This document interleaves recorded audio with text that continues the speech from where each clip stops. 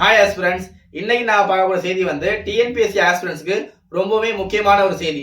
அது என்னதுன்னா, நிதி ஆயோக் வந்து ஜனவரி 14, 2026 அன்னைக்கு ஒரு குறியீட்டை வெளியிட்டிருக்காங்க.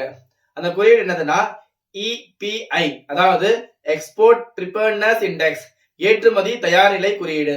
இந்த குறியீட்டுல மகாராஷ்டிரா மாநிலம் 68.01 புள்ளிகளோட முதலிடத்திலையும், தமிழ்நாடு மாநிலம் 64.42 புள்ளிகளோட இரண்டாவது இடத்திலையும், குஜராத் மாநிலம் 64.02 புள்ளிகளோட மூன்றாவது இடத்துலயும், நாலாவது இடத்துல யூபியும், அஞ்சாவது இடத்துல ஆந்திர பிரதேசமும் இருக்கு.